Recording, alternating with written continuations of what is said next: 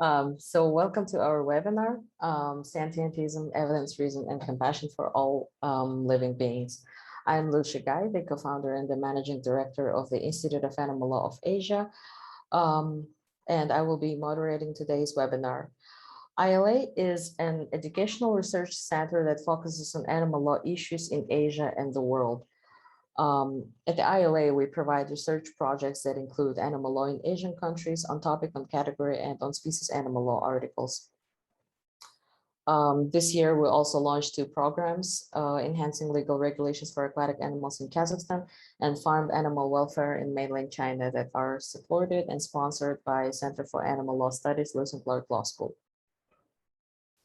We also have our news source, Asia Animal Law Bulletin, that provides the latest updates on animals in Asian countries and regions.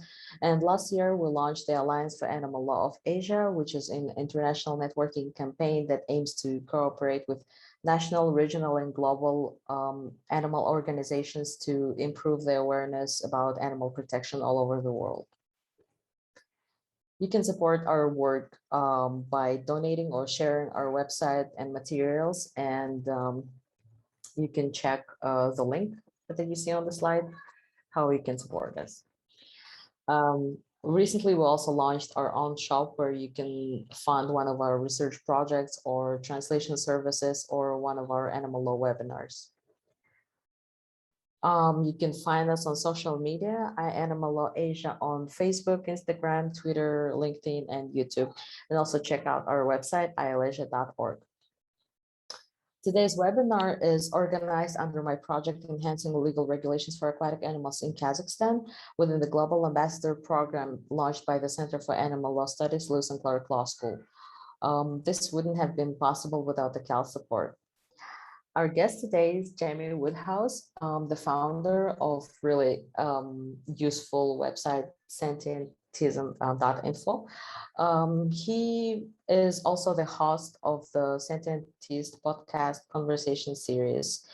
And so he primarily works on raising awareness about the importance to recognize animals as sentient beings. We'll be answering questions after the presentation, so please drop your questions in the Q&A box. Thank you so much for speaking for us today, Jamie, and I'm turning it over to you.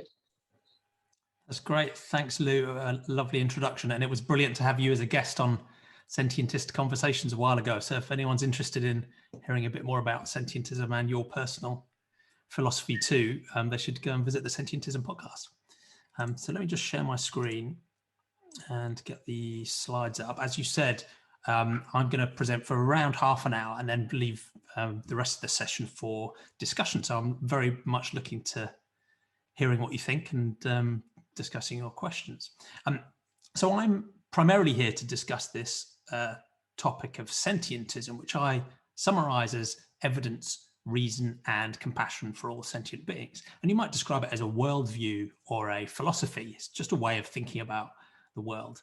And to my mind, I guess I came to this idea because it seems to me that all of the human-caused problems in the world are either caused because of a failure of compassion, that we exclude some entities that can suffer from our compassion and we just decide not to care about them.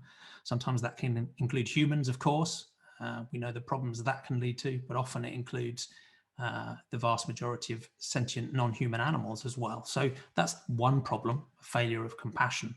But there's another problem that underlies many of the human-caused issues in the world, and that's we just get things wrong about reality. We believe things that are false, that are wrong, that are untrue, and just don't correlate with reality. You might disagree, and I'd be interested to hear if you can think of any human-caused problems that don't come down to one of those two root problems, but it seems compelling to me. We believe something that's wrong, or we have a limit to our compassion. Sentientism, I guess, is a way of responding to both of those things. It's trying to answer these two deep questions: what's real and how should we understand the world to try and be less wrong?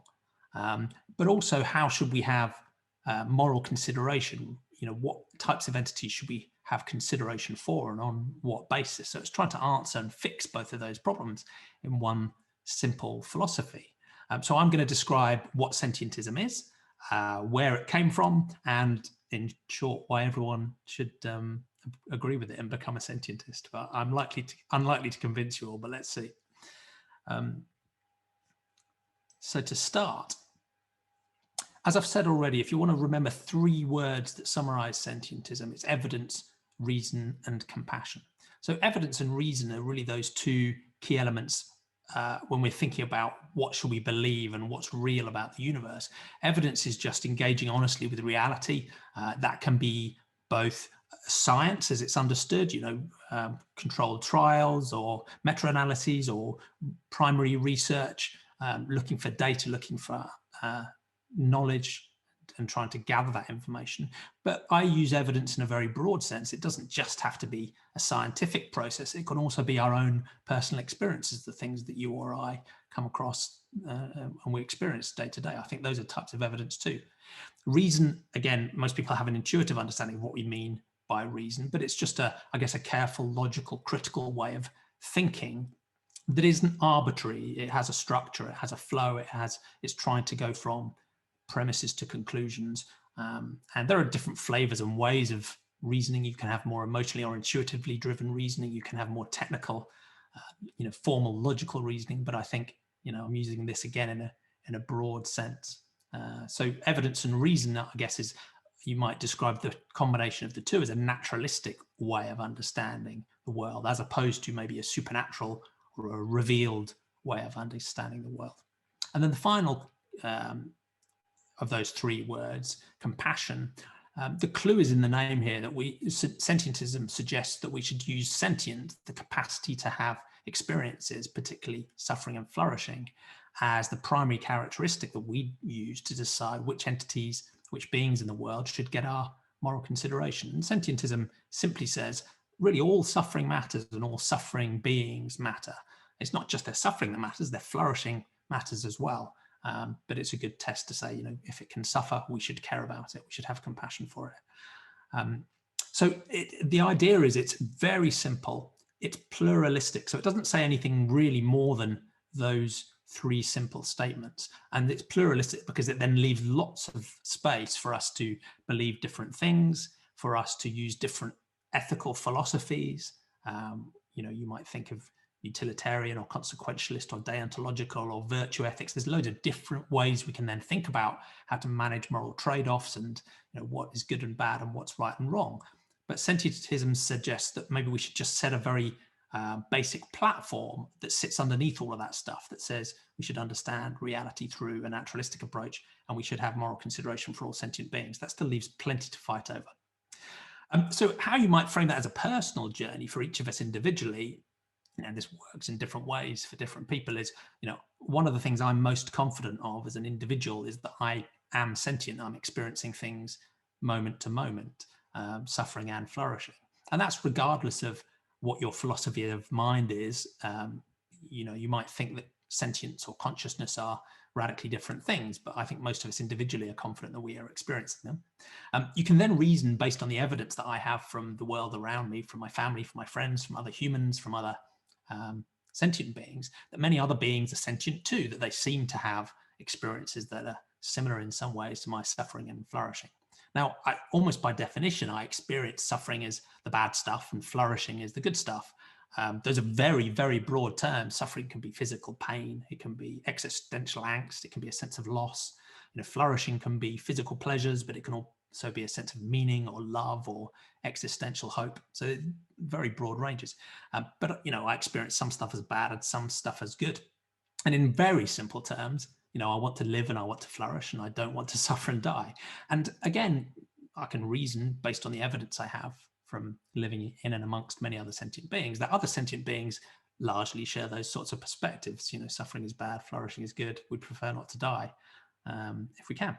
And in a way, almost definitionally, whatever your moral system is, if it's not a supernatural morality that is defined by, a list of maybe religious rules or compliance with, a structure of ethics that's set down by a deity or some other sort of supernatural ethics. But if you have a naturalistic grounding, it seems almost definitional to me that morality is about assessing actions, intent, and outcomes based on a concern for the perspectives of others, their view, their way of seeing the world, and their experiences. And that really is sentience. It's, the ability to have a perspective that you value in one way or another. So in that context, if we accept that definition of morality, it therefore just is moral to avoid causing suffering and death and to encourage flourishing for sentient beings. It doesn't mean those things are always possible. It doesn't mean those things can be done in the absence of other considerations. But in isolation, needlessly causing suffering and death, you would hope we could see collectively as something that's morally negative. So that's a super simple summary of what I mean by sentientism.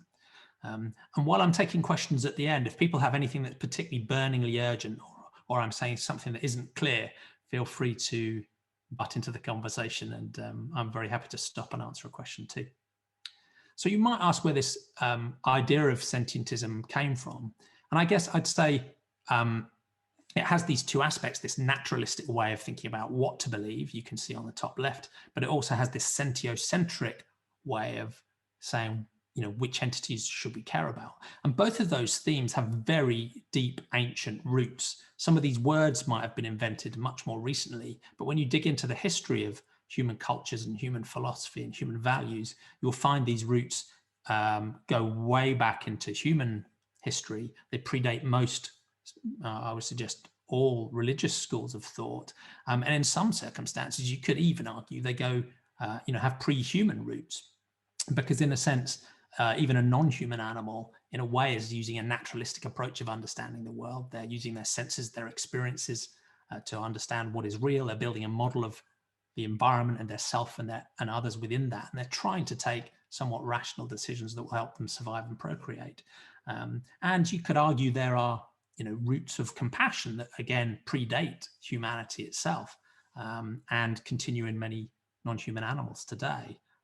There are evolutionarily adaptive reasons for us to cooperate and to feel compassion and to care about families, tribe members, and potentially extend even beyond that. So, while some of these words are quite modern, the roots are ancient and very global, and you can find them in pretty much any culture if you dig deep enough.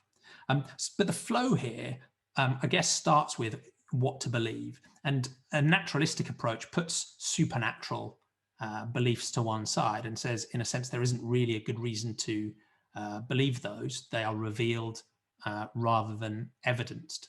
And that naturalistic approach leads many people to a core stance of atheism, which I define in a very broad sense as just the lack of a belief in a deity. It doesn't mean there isn't one or there aren't any. It just means you lack a belief in it. But atheism by itself doesn't really say anything about morality or ethics. It just says, I just don't have a belief that there is a deity. So in the center of this diagram, you can see that there was a development of humanism in various cultures that said, well, we'll take this naturalistic stance that just engages with reality, doesn't think there's anything supernatural there. And yes, we have an atheistic stance, or some might say an agnostic stance that says we don't have a belief in a deity, or we certainly doubt that there is one.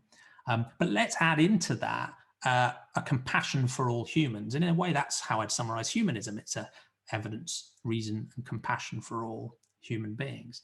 And what sentientism does very simply is it says, well, humans aren't the only ones that can suffer and that experience flourishing. So we should add other sentient beings into that. So that's one way you can get to sentientism. Another approach is on the left-hand side of the diagram here, that again, there's a rich ancient history of having compassion and moral consideration for non-human animals. Again, the terms of vegetarianism, veganism, animal advocacy, and so on, and sentiocentrism, are quite modern, but the ideas about caring about non-humans are deeply ancient. They go back into many indigenous cultures and quite a few religious cultures as well. You look at Jainism, Rastafarianism, Buddhism, where the concept of ahimsa, doing no harm, is a rich theme, but also into Greek and Arab philosophy. You'll see, humans have cared about non-human sentience for a long, long while. In a way, Bentham and a number of other people around him helped to clarify why we should care about non-humans by focusing on this concept of sentience. And again, Bentham didn't use the term sentience, but when he asked that question, can they suffer? In a way, that's a great shorthanded to focusing in on sentience. And the animal advocacy movement, in a more modern sense, in the 20th century, again, zeroed in quite firmly on using sentience as a characteristic that we should use as a test for granting moral consideration. And you can see that the term being used somewhat almost interchangeably. Sentiocentrism really is just granting moral consideration based on sentience. Sentientism has ended up being used in a almost equivalent way. But the first people to really propose sentientism did describe it in a naturalistic context as well, sometimes setting it explicitly against a religious worldview. So what sentientism, I guess, this recasting of sentientism I'm suggesting should do is take that sentiocentrism, that yes, all sentient beings matter, yes, can they suffer, is a good question, but add into that an explicit naturalism. And that's partly because it is possible to have a sentiocentric, very generous compassion, but then to have that undermined or warped by supernaturalistic ethics that might override that or undermine that, or just lead us to believe things that aren't true about reality. So that's another aspect of sentientism. And if you want to get a little bit more sci-fi, you can look at the right-hand side of the diagram, because it's clear that humans aren't the only sentients. There are many, countless, maybe quadrillions, maybe even a sextillion of sentient non-human animals that we share this planet with. But at least philosophically, conceptually, you could imagine there might even be other types of sentient beings that aren't classically biological either. So some people will see this as maybe a distraction from the obvious priorities of human and non-human animal ethics. But I think it's also quite interesting to have a philosophy that is future-proof as well, so that if we do create or develop or encounter artificially intelligent sentience or alien sentience, then if they can suffer, then they should warrant our moral consideration too. And you can see that as a theme that runs very richly through many fields of sci-fi, for example, where many sci-fi authors and producers and directors almost take it as read that it doesn't really matter what your substrate is. If you can suffer, then you matter morally too. And there's some fascinating explorations of that in fiction. So hopefully that gives you a sense of where sentientism comes from. What I want to do here is a related picture, but it's trying to lay out, okay, how is sentientism different? We already have too many isms in the world, so I apologize for introducing another one or reintroducing another one. But I do think it's distinctive from some of these other schools of thought in important ways. We've already talked about the distinction between humanism and sentientism.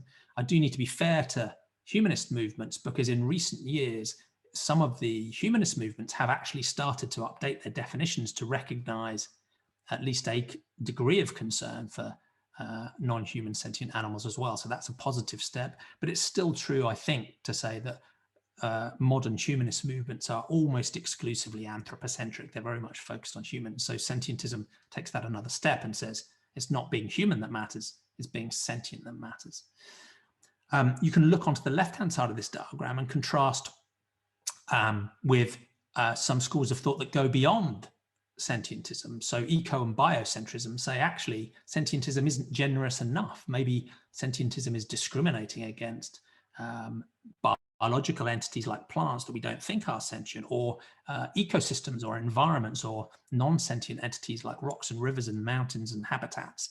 And sentientism says, in essence, okay, well, you can go beyond sentience if you like, but you have to make sure you grant moral consideration to all of the sentient beings. And sadly, most eco and biocentrists don't seem to do that. There's this distinction between, or a complementarity, I think, between anti-speciesism and sentientism. So speciesism, as many of you will be aware, really says it's inappropriate, it's arbitrary, it's wrong to use species, a somewhat arbitrary category, to determine which entities matter morally. And sentientism flips that around and says, yeah, we agree, species isn't the right thing to use as a test. Speciesism is a negative form of discrimination. What we should use is sentientism, which grants moral consideration to all sentient beings, regardless of their species. So in a way, sentientism is one way of responding to speciesism. There's a couple of other quite closely related philosophies on the right. Some people have talked about extending humanism into an animalism to recognize non-human sentience. And sentientism, again, just keeps that sci-fi door open to sentients that aren't even animals. And I'd pick out another important distinction here with veganism. So with, I'd say veganism is a logical implication of sentientism, because if you grant moral consideration to a sentient being, you'd need a very strong justification to harm or kill that sentient being. And certainly a transient human taste preference or a social norm wouldn't be seen as sufficient justification for that sort of action. So there's a very strong complementarity between sentientism and veganism. But I guess sentientism is explicitly naturalistic, whereas people have all sorts of different worldviews and motivations for their veganism. And there's also a slightly technical difference in that the definition of veganism is focused on the term animal, whereas the concept of sentientism is focused on the term sentience. So again, there might be some distinctions there around the very simplest animals, maybe a sea sponge that you might argue, is classed as an animal but isn't sentient. So there might be some tiny wiggle room there between sentientism and veganism, but generally, animal and sentient being seems to be a very strong overlap. So hopefully that's given you some senses of how some of these other isms relate to sentientism, why sentientism is different. This seems a little bit detailed, but I'm very happy to send the slides around so you can look through this. But I want to give a sense here of the sentiocentric side of sentientism and contrast this critical question of, which entities should we care about, should get our moral consideration, and just explain my view of how different worldviews might look at this question. So on the left-hand side, you have different types of entities. You have human animals, charismatic wild animals, companion animals, farmed animals, other wild animals, and then, potentially some animals that very, very simple animals that we might think aren't sentient. You have plants, and again, the scientific consensus is very strongly that there's no evidence that they have experiences and can experience suffering. You have the non-sentient environment, species diversity, mountains, rivers. Some of these things are physical entities, some of them are concepts. And then you have this sci-fi idea of sentient, artificial or alien intelligences as well. And you can see there I've marked, is it sentient? Now, sentientism doesn't tell you which of these things are sentient. And different sentientists will disagree about where to draw the boundaries. It just says, let's take a naturalistic approach, largely follow the science to try and work it out, and to do that in a way that is, has humility at its heart and is always open to new evidence. But I've put what I think is a fair scientific consensus there to mark which of these things are sentient. So I think the default human stance is that, yes, at least in concept, all humans matter, although we know, given the problems of racism, sexism, religious discrimination, and various other types of discrimination, some humans still are struggling to get their head around that concept that all humans warrant moral consideration. The default human, I think, does care about charismatic wildlife. It's often because, they enjoy watching them on nature programs rather than because they intrinsically care about them or have compassion for them. Most humans do have moral consideration very richly for their companion animals, but even that can be questionable. Some people's behavior with their companion animals can treat them much more as objects or sources of human amusement rather than recognizing their moral salience as entities in their own right. The default human clearly has, in practical terms, zero moral consideration for farmed animals, given what we do to them. Pretty much zero consideration for other wild animals. If they're not charismatic, they're not on the nature programs, we tend to think of them as either irrelevant or invasive or vermin, or categorize them in various other ways, but we don't really give them serious moral consideration. And you could continue running through the list. Interestingly, the default average human, I think, has more moral consideration for non-sentient aspects of the environment, hence the question mark, than they do for farmed or most wild animals, which is, I find, a little odd. The default humanist should have a more solid green tick on the human aspect, but again, on most of the other questions, is pretty consistent with the average human. Hopefully a humanist has rejected all of the intra-human discriminations, but still has a long way to go on non-humans.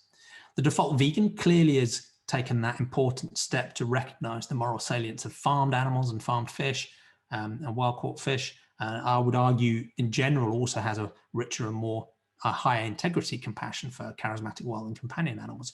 But even the average vegan has, a question mark against other wild animals. Many vegans either don't recognize the salience of wild animal suffering, for example.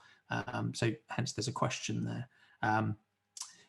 You come to a sentientist view, and again, as you'd expect, it ticks the boxes for all of the entities we're confident are sentient, or we have decent evidence that they might be sentient: human, charismatic wild, companion, farmed, but also other wild animals as well. And it would also say, if we do come across artificial or alien intelligences that we have evidence might be sentient, they'd get a tick too.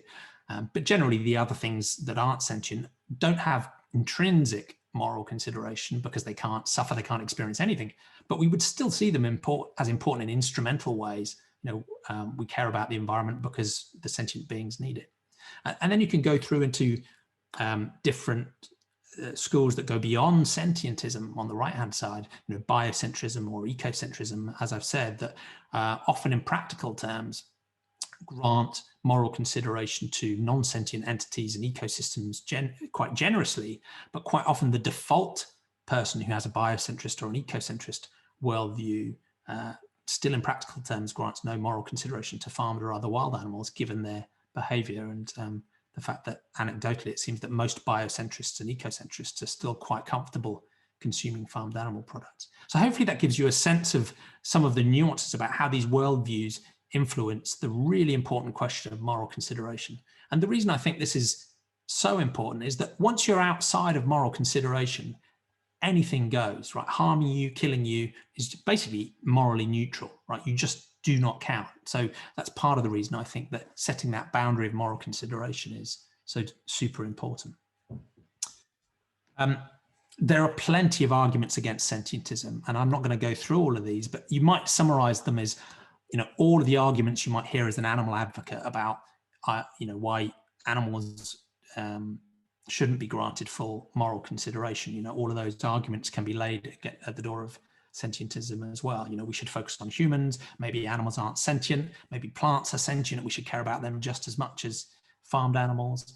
But you'll also have all of the arguments that challenge a naturalistic worldview as well, about religion, revelation, sometimes about relativistic ways of thinking too. So I'm not going to draw through all of these. We might come across some of these in the conversation, but I'll leave these for future reading. And the other thing I'd say here is that, the essence of a naturalistic worldview is that it's absolutely not claiming perfection. The heart of a naturalistic scientific worldview should be humble and have humility at its heart, always open to new evidence, always hesitant about dogma, always being open-minded and questioning and trying to learn more. This isn't about pretending to have the perfect answer here.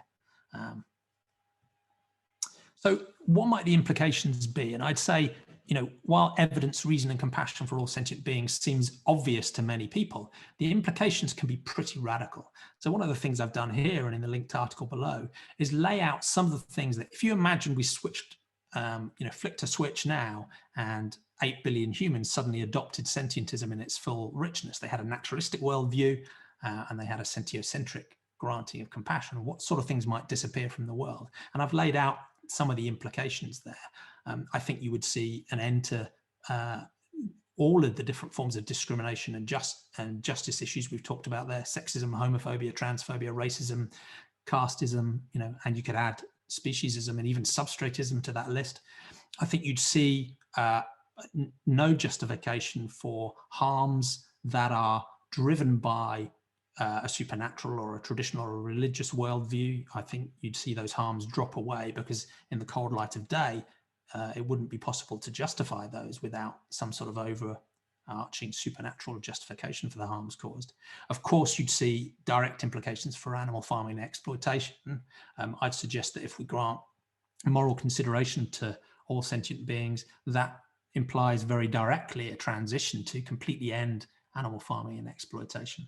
But you'd also see some implications for, I think, politics and government. Certain types of government would be more encouraged and others wouldn't play through. You'd see certain fabrications and practices not just in the supernatural and the religious world, but in anti-vaxxing and alternative medicine and, unsubstantiated conspiracy theories and MLMs and, various other things fade away. And I think you'd see a different approach to education as well, that focused very much on open-minded scientific approaches, critical thinking, and encouraging a rich sentiocentric compassion.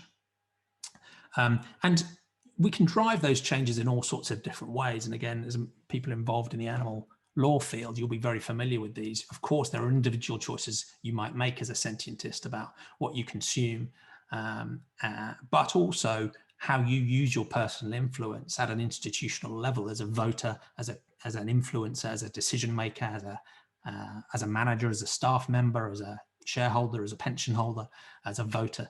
But as ever, there are direct implications of sentientism that you could see driving through institutional levels in terms of corporate activities, NGO, charity organizations, but also at different levels of government, from regional, national, supranational, and even global. But I'd suggest that sentientist stance in all of those levels of policy, one would mean no sentient being is excluded from our moral consideration. So we would avoid that mistake. And while naturalism doesn't guarantee by any means you have a perfect understanding of reality, I think it gives us our best chance of understanding reality. So that combination of a rich compassion and a naturalistic approach of avoiding many errors, hopefully would give us a solid foundation for policy. And there's just a couple of examples here of if we take the positive steps we've taken as humans, and they're flawed, incomplete, still at risk, and we have many challenges still to face and fix. But if you take some of the, I think, positive steps we've made, and you say, let's rethink this, but instead of from the perspective of all humans, let's think about it from the perspective of all sentient beings. What might that look like? And here again, I'll let you read through this in your own time, but it's a thought experiment of taking the UN's Sustainable Development Goals and saying, if we rethought these from a sentientist perspective, really thinking about all sentient beings, what would the implications be for each of these goals? And in simple terms here, I suggest that if we extend our moral consideration to non-humans, it would actually help with all the human achievements we need to attain in the Sustainable Development Goals as well. But more fundamentally, you could actually think about rewriting the Sentientist Development Goals to simplify them and to compress them and to recognize all these different forms of discrimination and these different forms of interests that we share with sentient beings, and maybe make the Sustainable Development Goals even more powerful as the Sentientist Development Goals. So whether we'll see the UN adopt these sorts of ideas, let's see. But it's an interesting thought experiment, at least. And another thought experiment I've laid out here, the Universal Declaration of Human Rights, most people would argue, was an important milestone at the end of the Second World War, where, of course, we haven't succeeded at implementing it. There are many problems that remain, but at least conceptually, most countries in the world agreed that all human beings matter and deserve some level of protection. So again, as a thought experiment, I've just worked through the Universal Declaration of Human Rights and said, what would this look like if we rewrote it as a Universal Declaration of Sentient Rights? And again, there's a links there so you can go and look at it and criticize what I've done. But on the one hand, of course, there are certain types of rights that humans, given our interests and our needs and our cultural development, value, whether it be about joining unions or work or education, that may not seem that important for non-sentient beings. One of the things I found interesting here is that when you look at the most fundamental interests and needs and rights, the ones that we value most deeply, even as humans, and it might be about slavery and torture and the right to life and the right to avoid physical harm and the need for shelter and sustenance and food and water, those most fundamental things, the things at the bottom of the hierarchies, those things are all deeply and richly shared with all other sentient beings. And it's understandable why that would be, because ultimately we share a evolutionary history and a set of evolutionary drivers. So it was remarkably easy actually to do this rewrite work. It was much less radical than I thought it would be. And I think there may be more instances where we can adapt our language, adapt some laws, adapt some of the policies we have and some of these even UN global artifacts, and just extend them more generously to all sentient beings. Again, as a thought experiment at the very least. But again, who knows, maybe in a few years or a few decades, we'll see this appearing at the United Nations. So there is a movement of sorts growing up about sentientism. I've estimated very roughly how many people think in this sentientist way. Most of them won't have heard of the word yet. But if you assume there are approximately 10% of people around the world have a naturalistic as opposed to a supernatural worldview, and approximately 10% are ethical vegetarians or vegans as a proxy for some sort of serious concern for sentient animals, you might imply that there are a few tens of millions of people who already think in this way. I clearly am biased, and I'd love to see that as a much higher proportion of the 7.8 billion people. And there are some surprising people you might find both on the wall of sentientists on our sentientism.info page and our suspected celebrity sentientists. You can see some listed down the bottom there that, again, I think already think in this way, whether or not they've heard of the term sentientism. And there are groups growing up online. You can see some links there. They're open to anyone interested in these ideas, not just people who agree with sentientism. So anyone who's interested in naturalism, sentient beings, morality, and how those different topics interlink are welcome, and they're growing steadily. So you're welcome to join them all. Where it will go, I don't know. How important it will be, I don't know. But to me, it seems like a foundational, very simple, important idea that can underpin a lot of the good work we need to do in the world. So I will leave it there. There's a picture of some of the people on our signed up on our website to say, yes, I'm a sentientist and this is why, and you might recognize some of the names there.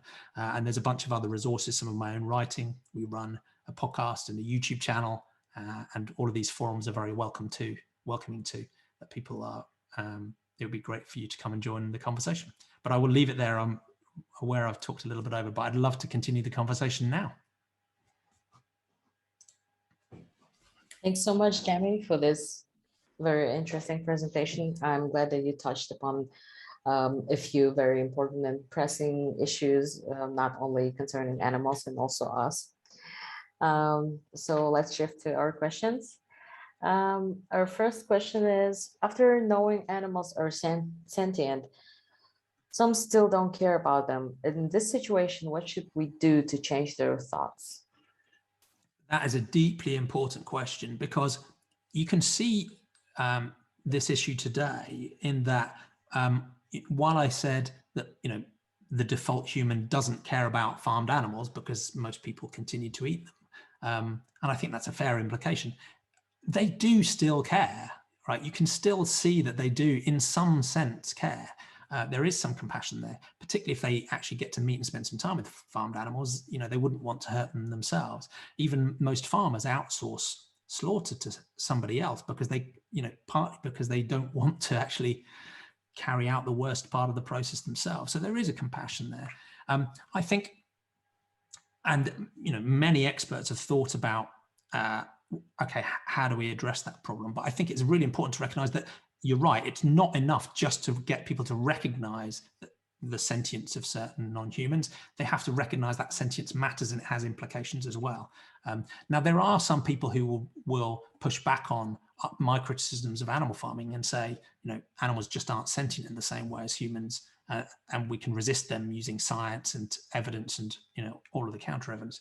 But I think they're reasonably rare. Most people are in the camp where they recognize the sentience of farmed animals, but just for other reasons decide that they can't carry through the implications. And you can see that in the EU and in the UK now, we're looking at legislation that formally recognizes sentience even in law, but of course carves out all of the awful things we want to do to those sentient beings. So I think we come back to the two answers are, one, you can drive moral argument and just try and persuade people. If the reason you care about humans is because they can suffer, it's logical that you should also take the implications of non-human sentience seriously.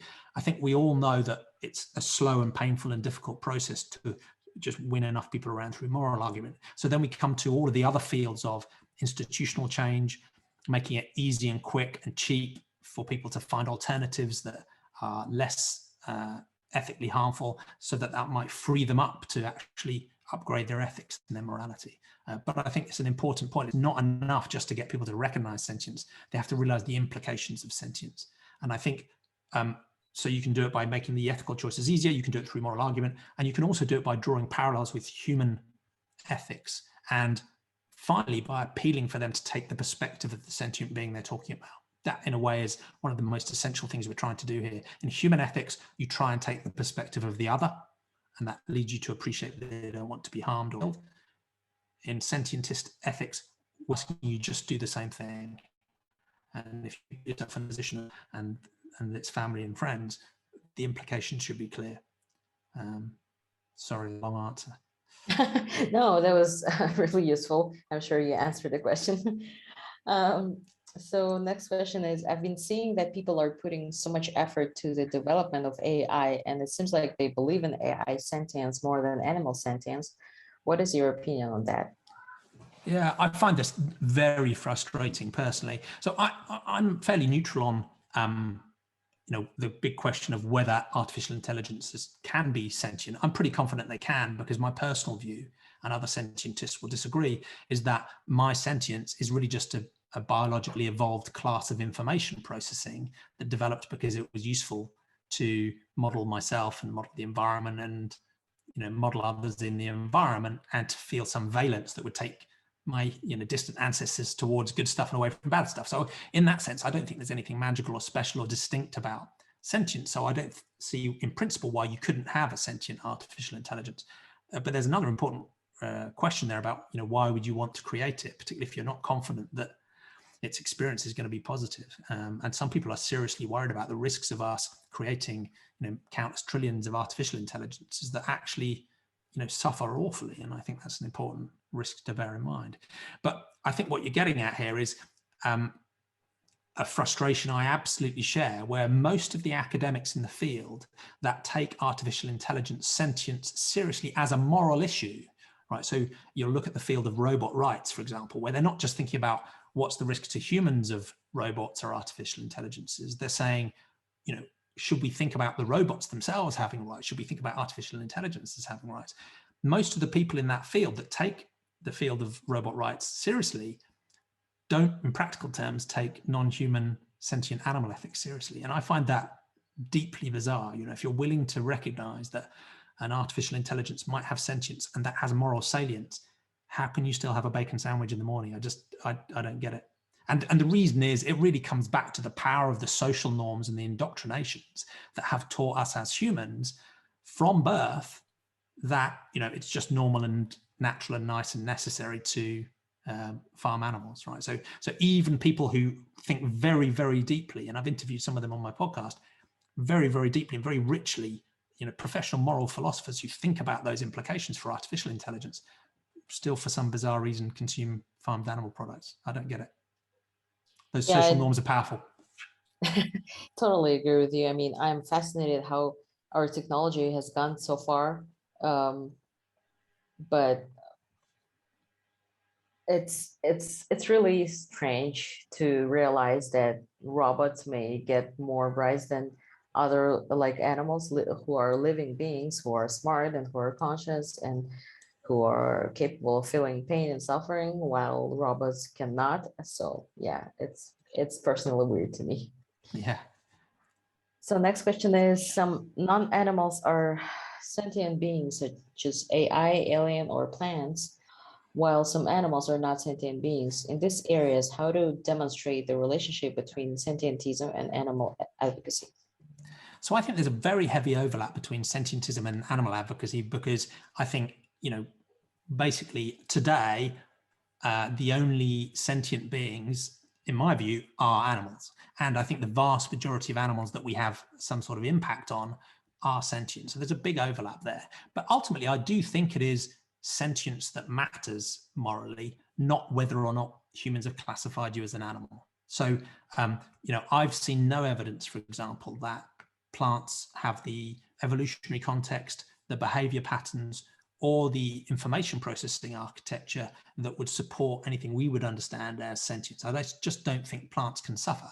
But, if the new scientific evidence comes to light that demonstrates with a reasonable level of confidence that plants are sentient, then we should care about those as moral agents too. So I do focus quite strongly on sentience, that capacity to suffer, as being what matters. I that is more important to me than whether something is an animal. But in practical terms, I think the fields of animal advocacy and, in fact, human advocacy overlap very richly with sentientist ethic. Hopefully that answers the question. Yeah. Our next question is, in my country, recognizing animals under the law is far from reality. What would you recommend to start with in the sense of demonstrating the need to the public and the government? That's so hard, and it depends really on, you know, the culture of the country you're in and what people do value. And I think it's interesting to look at all the different ways of doing animal advocacy around the world and thinking which of these might resonate with my culture. So for some, it is about starting from, you know, okay, why do you care about other humans? You know, why do you care about young children? Why do you care? And using that to say, well, the reasons you care about those other humans are the same reasons we should care about animals. So that's one link that can work. Another link that can work is from people's companion animals. So again, in most cultures, people do value companion animals. They can see them as a family member. And you say, well, why do you care about this companion animal? And you can, and you know, part of what they will tell you is, well, you know, we care about their capacity to suffer. And you say, well, yeah, that's why we care about farmed animals too. So that's another way in. Of course, there's also the climate change and environmental and pollution rationales that challenge animal agriculture.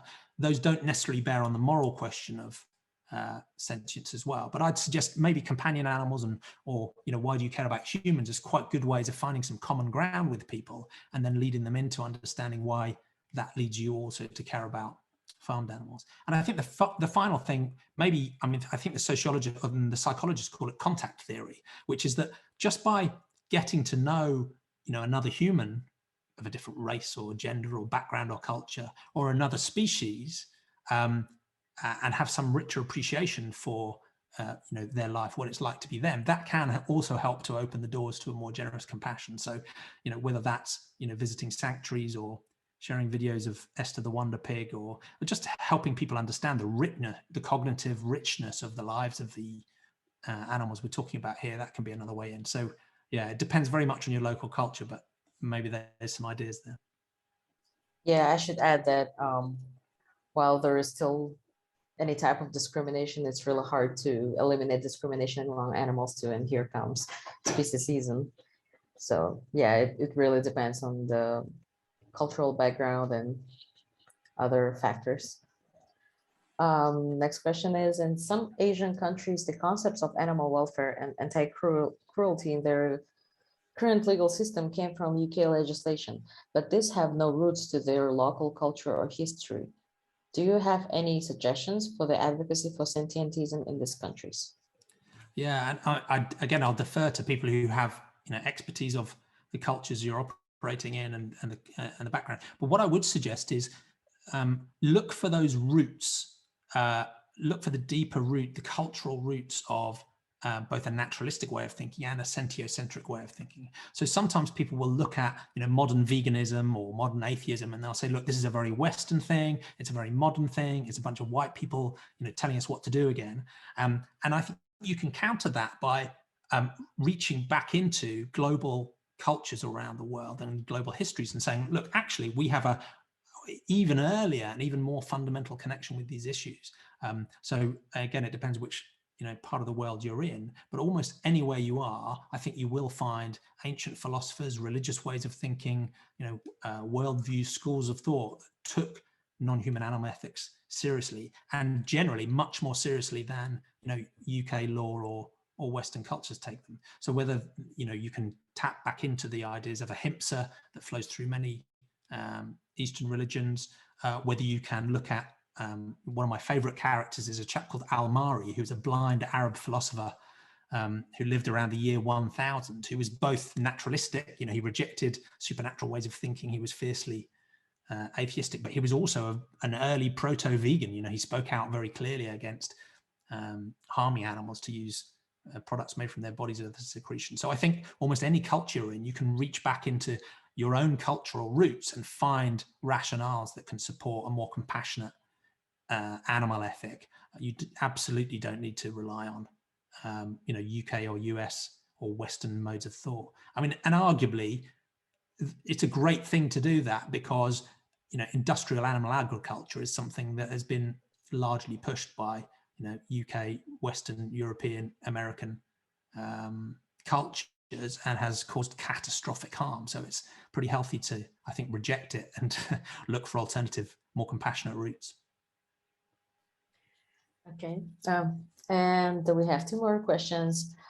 What is substratism? Somebody's asking. Yeah, substratism. So this is a little weird, but a substrate really is what's the platform, what's the physical system that something runs on, if you like. So again, in my worldview, and other people will disagree with this, but I think sentience is really a class of information processing, right? It's more interesting than PowerPoint that's running on my laptop, but in a way it is a class of information processing. So in the same way as you could run PowerPoint on a Mac or a PC or something else, those are different substrates, if you like. I think you could run sentience on, clearly it runs on biology at the moment, in neurons and in brains and in nervous systems. But substratism is saying, why should we discriminate against sentient beings that have a non-biological substrate? So substratism would be discriminating against, for example, a non-biological alien sentient or an artificial sentient, and saying, look, we know this artificial intelligence, maybe this robot is sentient, it experiences suffering, but we're going to discriminate against it because it runs on a non-biological substrate. That's what substratism is. So it's a somewhat futuristic form of discrimination. Oh, that was actually useful. I haven't heard of this word. And our last question is, I'm curious why witchcraft and homeopathy are equated with harms like conversion therapy. This come from long traditions, including indigenous traditions, are not inherently harmful.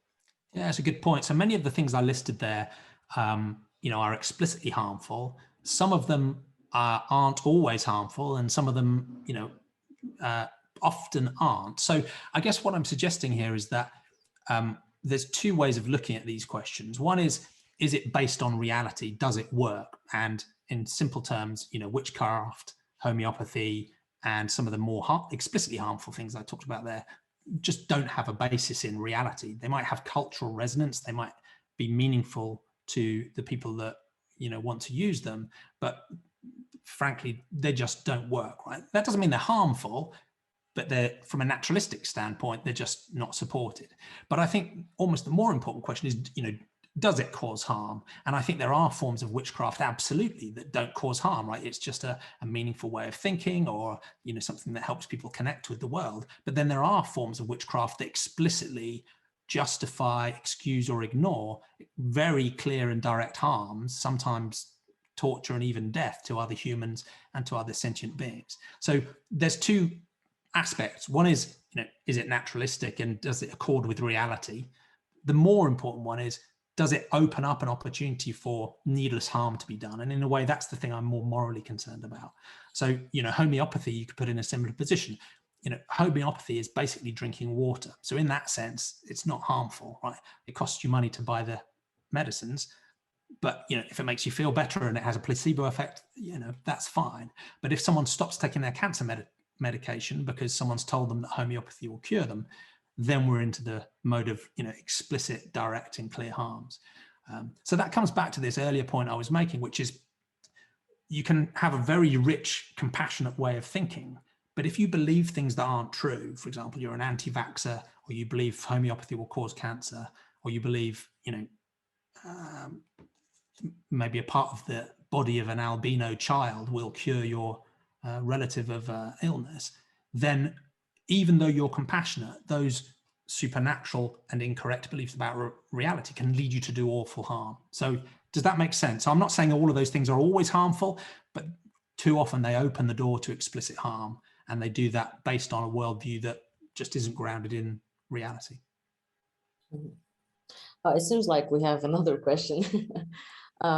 The world doesn't need any more isms. So what is actually new in content in this idea? It comes across to me as a generic Anglo-American animal rights theory bolted onto a new atheism. Unfortunately, I'm not convinced. The concepts are deeply philosophically problematic. Definitions come across as both vague and conventional.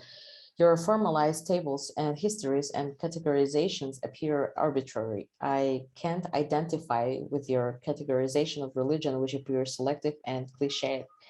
I don't want to be a contrarian, but I am a philosopher, a non-religious vegan one, so I can't ignore them. Thank you, Christopher. In a way, I'm with you with the world doesn't need new isms, but I do think it's important to have a term that describes the combination of a naturalistic epistemology and methodology and a sentiocentric compassion. And so far, there just isn't one. So that is my rationale for suggesting that we use this term sentientism that was originally coined in the 1970s, and we use that to describe this combination. Some people don't like doing that combination because they think we need to keep, the epistemology, if you like, the philosophy of what's real and how to believe and what is knowledge completely separate from our moral philosophy. But I think it's really important and useful to have a term that combines the two. So in the same way as humanism does that, it's an explicitly naturalistic stance that grants moral consideration to all humans. In a way, you might see sentientism as just, an extension of that, expansion of that says we'll keep that naturalistic evidence and reason, but we'll extend compassion to all sentient beings. So I do think it's a useful ism. I don't think there's an alternative I've come across that combines those two very simple pluralistic ways of thinking. But the other point I would make is I don't think this is a purely modern conception. As I said, if you look back at philosophers like Al-Mari, if you look back into some ancient Greek philosophy, if you look back into some Asian philosophies, if you look even into some African philosophies, you will see these naturalistic and these focuses on sentience. So I don't think it's purely a modern conception. I think it has deep ancient roots, sometimes combining these two ways of thinking. But to your point, I would say that there is absolutely a risk that I am putting, my own personal flavor and my own personal color on these things. I want this term to be understood as a very open pluralistic baseline that just says naturalism and it just says sentiocentrism. And no doubt in these materials and the perspective I've shared with you, I'm layering in my own biases, my own thinking, some of my own conclusions, and other people will be committed to evidence and reason, but come to different conclusions. And other people will believe in, sentiocentrism and still come to different conclusions as well. And I welcome further feedback and debate, but hopefully while we're adding another ism, it's still, a useful one. Thank you. And that's it for questions. Thank you so much, Jamie, for speaking for us today. And thanks to all the attendees for all your interesting questions. The recording of this webinar will be available on our YouTube channel, and you can check out our social media, Animal Law Asia, on Facebook, Instagram, Twitter, YouTube, and LinkedIn, or you can find us on YouTube, Institute of Animal Law of Asia. Also check out our website, ialasia.org, and don't forget to check out sentientism.info. Thank you so much, Jamie, and have a great the rest of your day. Thank you so much for the invitation, and thank you for the brilliant questions. Bye.